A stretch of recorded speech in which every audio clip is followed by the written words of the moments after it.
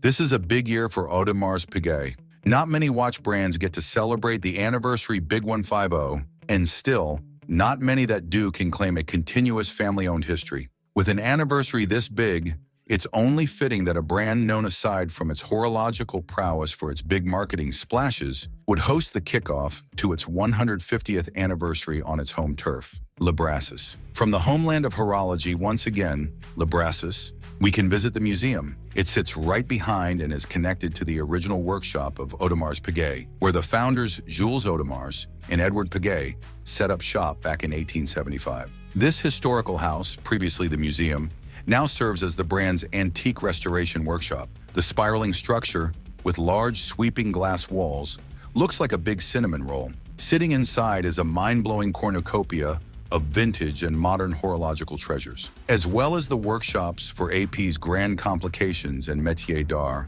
gem setting, engraving, etc. The museum somehow manages to deliver the entire spectrum of artifacts from the brand. Everything from the 1899 Universelle pocket watch with 19 different complications to sub-36mm repeaters and perpetual calendars to the piece-unique Black Panther concept that sold for $5.2 million at auction for charity, now on loan to the museum. The kickoff of the 150th anniversary celebrations held at the manufacturer itself. This is the start of a milestone year for Audemars Piguet with masterpiece collections for year 2025. The new perpetual calendar models. The star of this anniversary kickoff is the new perpetual calendar, Caliber 7138. Long spectated by collectors and those who stalk patent filings, this new movement is the first for the brand, which is fully adjustable by the crown, with no external correctors to be found. While it's not the first perpetual calendar movement to be adjustable by the crown, it's undoubtedly a notable movement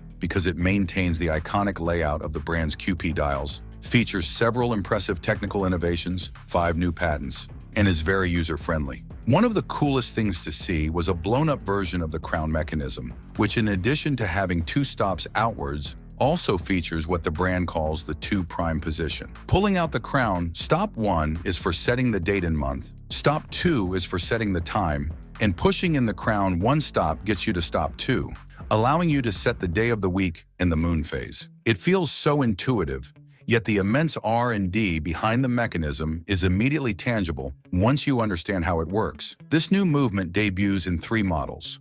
A royal oak in steel, reference 26,674 Swiss francs, retailing at 109,300 Swiss francs. A royal oak in sand gold, reference 26674 SG, retailing at 130,000 Swiss francs, and a code 11.59 in 18-karat white gold reference 26,494 BC at 109,300 Swiss francs. With the sand gold version being my absolute favorite, AP has got themselves a killer alloy. All 3 models remain in their 41mm case sizes, the Royal Oak with a 9.5mm case height, and the Code 11.59 with a 10.6mm height. There are technically 6 versions, as all 3 will have special 150-piece runs with the vintage Audemars Piguet script on the dial instead.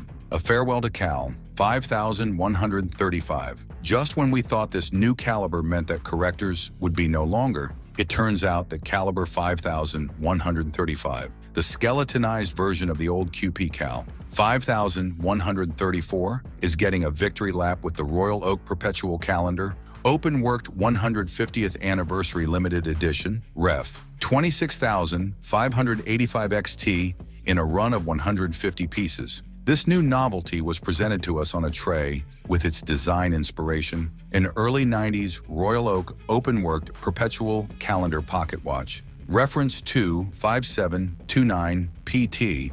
It's a hefty beast of a timepiece with the octagonal case and the chain crafted in platinum.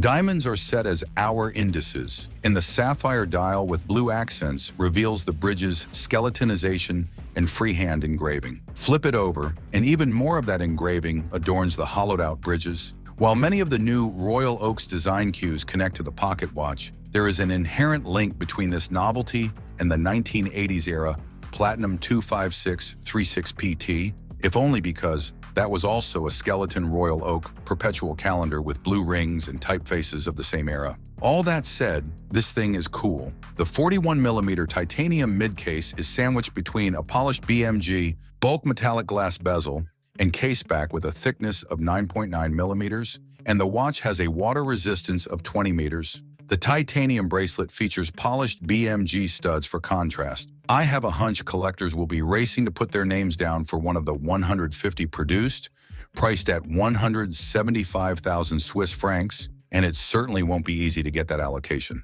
The historical modern juxtaposition works so well. Codes and colors, aside from the new perpetual calendar. Code 11.59, Audemars Piguet launched a few more editions in the family this week. The first is a new version of the 41mm code, 11.59 chronograph in white gold, reference 26,439 NB, with a blue Tuscan dial and a blue ceramic mid-case. This isn't the shade you might expect if you've seen the Tuscan dial, 16,202 in white gold. Rather, the shade on this is slightly lighter to complement the saturated blue mid-case. As the cherry on top, baguette diamond hour markers increase both the luster and the retail price of this model, which sits at 85,600 Swiss francs. While not a numbered limited edition, the watch is a special edition, with the North American market getting a 2-month head start on availability. The RD No. 3 caliber 2968, which made headlines a few years back for fitting a flying tourbillon in the ultra-thin Royal Oak jumbo case as well in a 37mm variant, is now making its first appearance in the code collection in the gem set 38mm code 11.59 in sand gold reference, 26,665 SG.